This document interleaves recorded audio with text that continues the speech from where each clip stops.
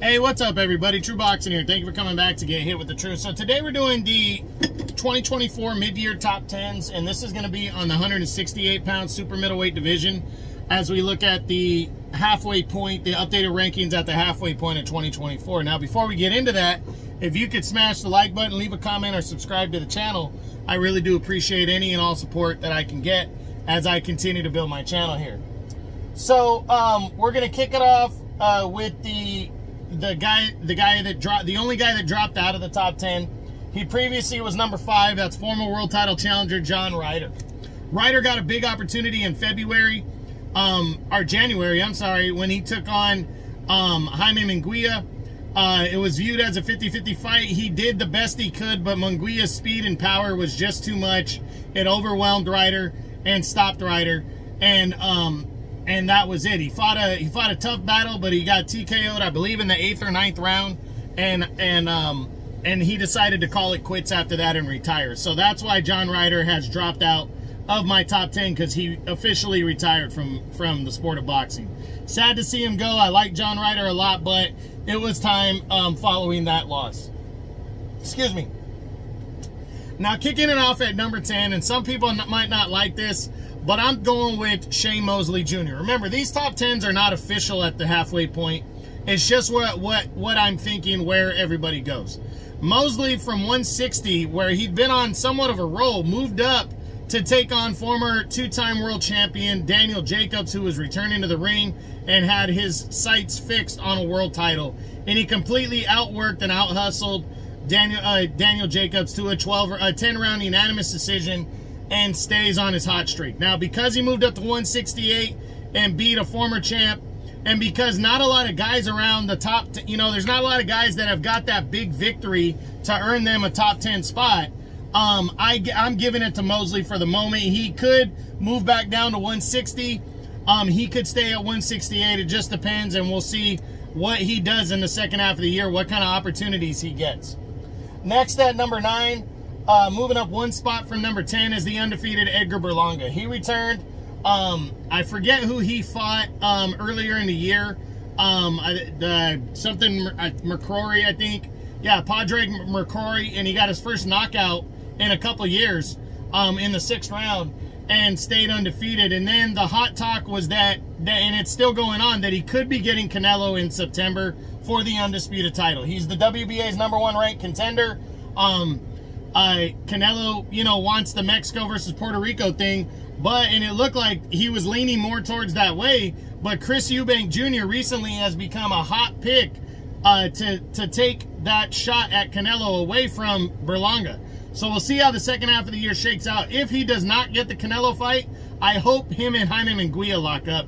I'd love to see that fight, and it's an easy fight to make for DAZN. So we'll see. Next at number 8, is the former middleweight former 2-division world champion Demetrius Andrade. He remains number 8. He still has not fought since the loss to David Benavidez last November. There was talks earlier in the year that he could be moving back down to middleweight, but nothing has been made official. There was also talks about him fighting David Morel Jr., and now Morel's fighting at 175. So really unknown what Andrade is going to do next. Next at number 7 is undefeated Christian Mabili, who moves up 2 spots from number 9. Mabili has fought twice already this year, stopping both of his opponents. He beat a guy named Rohan Murdoch, I believe, by a TKO in the 9th round, and then took on a guy named Mark Heffron in May and stopped him in the 1st round. And then right after that, it was officially announced that August 17th on ESPN, he will get the biggest fight of his career, and he battles former 3-time world title challenger Sergey Darchinyan. Big-time fight for Mabili right here. A victory puts him in the top 5 for sure, and he's definitely on a roll. He's the WBC's #1 ranked contender, and I'm really looking forward to seeing how he does against Darchinyan and where he's sitting by the end of the year as a top contender. I'm picking him to actually outwork Darchinyan and beat him, but he definitely cannot overlook Darchinyan, who's been there and done that. Next at number 6 is the undefeated WBA regular champion David Morel Jr. Morel has not yet fought this year, but it was announced a couple months back that he is returning on August 3rd on the Crawford Madrimov undercard on Amazon Prime pay-per-view, where he is going to move up to 175 to take on former world title challenger Hot Rod Kalajic. Very tough battle for Morel right here. Can't wait to see him at 175 as he continues to chase David Benavidez. Gonna be a good one. I'm picking Morel to knock out Kalajic, but Hot Rod is a good, solid veteran, and I really can't wait to see this fight. August 3rd, Amazon Prime pay-per-view. Next at number 5 is former 3-time world title challenger Sergey Darchinyan. Darchinyan has not yet, actually he returned and got a victory earlier this year to stay busy, but he has a huge showdown coming August 17th when he battles Christian Mabili. This might be his last big opportunity right here. If he can knock off Mabili, Darchinyan is right there, you know, staring a huge fight in the face. It's a big enough fight with Mabili. I can't wait to see it. I'm picking Mabili to beat Darchinyan, but I never count Sergey out. He absolutely could pull off this upset, and I can't wait to see how this one goes. Next at number 4 is the former IBF champion Caleb Plant.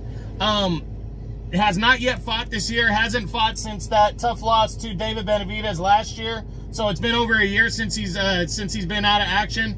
He's been linked to possible fight with Jaime Munguia, but we haven't seen anything come to fruition yet. I'm hoping he returns and takes on a decent opponent in the second half of the year, and I hope to see what he decides to do. I'm even okay with him moving up to 175 and testing himself out. So we'll see what happens, but I'm hoping he returns, because if he doesn't, a year and a half for him, I think, is coming in, because the fight with Benavidez, I want to say, was in March of last year. So September is a year and a half. If by the end of the year he still hasn't fought, he's out of the top 10, and that would be a shame, because I still think Plant is a top fighter. He only dropped 1 spot because of his inactivity. Next at number 3 is former junior middleweight champion Jaime Munguia. He moves up 1 spot from number 4. He returned and got in what my opinion is the biggest victory of his career in January, when he dominated and stopped John Ryder impressively with an 8th or 9th round TKO in January, and that earned him the Canelo fight, because Canelo wasn't sure what he was going to do next, and then Munguia looked like that against Ryder. So Canelo signed on for an all-Mexican showdown on Cinco de Mayo weekend. He would put the title on the line against Munguia. Munguia got knocked down early, but he got up. He showed a ton of heart. He made the fight somewhat competitive, but he lost a clean, unanimous decision and an opportunity, you know, and he lost the chance to win the world titles. You know, no shame in that. He's still, he's ranked number 2 still in the WBC. I'm interested in seeing what he does moving forward. I think he's probably waiting around to see who Canelo takes, and then he's going to go from there. Again, he's been linked to a potential fight with Caleb Plant, but nothing's really come from that. I would love to see Munguia fight Edgar Berlanga if Berlanga doesn't get the opportunity. And if Berlanga does get the opportunity, I want to see Munguia fight a David Benavidez or a really good top 5, top 6 guy by the end of the year. That would be great. So we'll see how Munguia bounces back from the loss to Canelo. Next, and still number 2, is the reigning undefeated WBC interim champion David Benavidez, who is now also the WBC light heavyweight interim champion, as he moved up to 175 and defeated Oleksandr Votzik on June 15th on the Amazon Prime pay-per-view card. That was his debut at 175. They gave him just, I think he's getting close to his 2-week notice to decide which division he's going to proceed in, because he's going to have to give up one of the 2 interim belts that he has. He hasn't yet made a decision. I'm interested in seeing what happens. I personally believe he's probably going to stay at 175, because Canelo doesn't have Benavidez in his sights right now, and the bigger fights are at 175 now for David, who's already got 2 big wins over Andrade and Plant. There really isn't much else for him to do unless he can get a Jaime Munguia fight. So we'll see what happens with David Benavidez in the second half of the year. And then still number 1 is the reigning undisputed super middleweight champion of the world, Canelo Alvarez. Again, he defeated Jaime Munguia impressively by a 12-round decision in May. It wasn't the fight anybody wanted to see. They want to see him fight Benavidez. Well, he's not fighting Benavidez, sadly. It looks like he's going to return possibly in September, maybe a little bit later, to take on Edgar Berlanga or Chris Eubank Jr., who are the two front runners right now. Eubank has been, in the news, has been slightly moved ahead of Berlanga, but it really could be either one. I'm expecting an announcement any day now for Canelo's next fight, but there have been talks that, rumors that Canelo and Terrence Crawford, a potential showdown between them, is a very real possibility for the end of the year, possibly January of 2025. So very interested to see what happens with the Canelo situation, and also if any of these, after this next fight, if any of the governing bodies are going to start stripping him of his belts, if he is not going to make mandatories, or if he fights a guy like Crawford. So going to be interesting to see the second half of the year for Canelo Alvarez.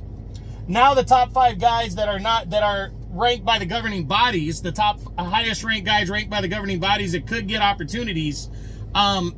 Here we go. First is undefeated William Skull, who's the IBF's #1 ranked contender. He was actually ordered to fight Canelo. Canelo was about to be stripped, and I think Canelo settled it with step-aside money to William Skull so Canelo could move forward and fight somebody else. But I really believe the IBF needs to have William Skull fight in a mandatory fight against Vladimir Shishkin, the #2 contender, to lock up possibly the interim belt if they're going to do anything. Skull has not done anything to deserve to be the mandatory challenger. He should have to beat somebody legitimate, and he hasn't done that yet. So I'm hoping that's what the IBF decides to do. But be that as it may, no matter what, I don't think Canelo's going to fight William Skull.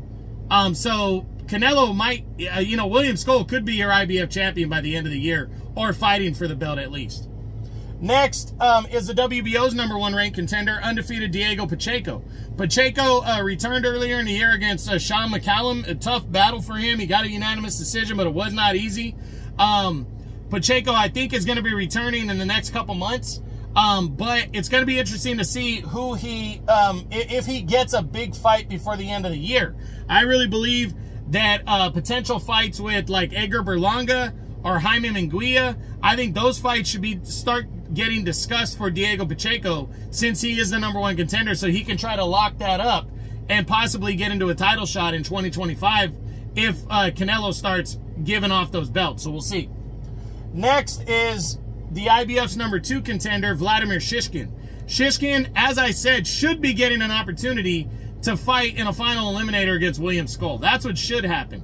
Shishkin has just stayed busy this year and got a TKO win against some nobody, but he's been waiting around for a couple years now since he beat Jose Ustadegui, and has not been given an opportunity. He even got dropped the spot, and the guy like William Skull, who has not defeated anybody, has been handed the #1 spot. So I really hope that Shishkin and what's his name fight next. I really want to see Shishkin versus William Skull for the interim belt, or if Canelo is not going to fight William Skull after his next fight, possibly for the vacant belt. We could be seeing that before the end of the year. But at the very least, I hope they fight in a mandatory challenger contest. So we'll see.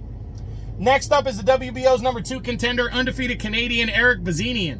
Bazini has fought a couple times this year, got a victory early on, and then fought to a split draw against a nobody in his last fight. A little bit of a pushback for him.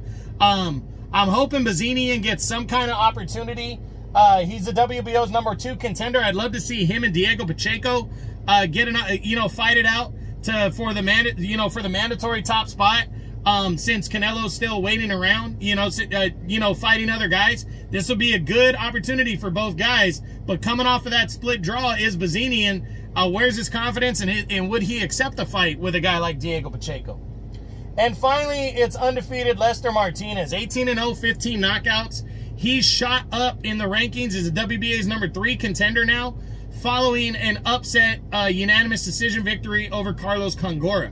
Congora was a pretty legit fighter a few years ago, floating around the top 10. So a victory for Martinez here really has bolstered his rating, and he's a WBA's #3 contender. I'm looking forward to seeing if he can get an opportunity against a bigger name opponent in the second half of the year. So that's it for the 168-pound super middleweight division. Not a lot has happened. Some has happened. Gonna be interesting to see if Benavidez and Morel stay here, if Andrade moves down in weight, how Mabili does against Sergey Darchinyan, what Canelo decides to do next. I really see a lot of movement here in the top 10 of the super middleweight division before the end of the year. Going to be an interesting second half of 2024 at 168. So that's it. That's what I got. That's my 2024 mid-year top 10 on the 168-pound super middleweight division. I hope you enjoyed the video. If you did, smash the like button, leave a comment, or subscribe to the channel. I appreciate any and all support. This is True Boxing. You've been hit with the truth.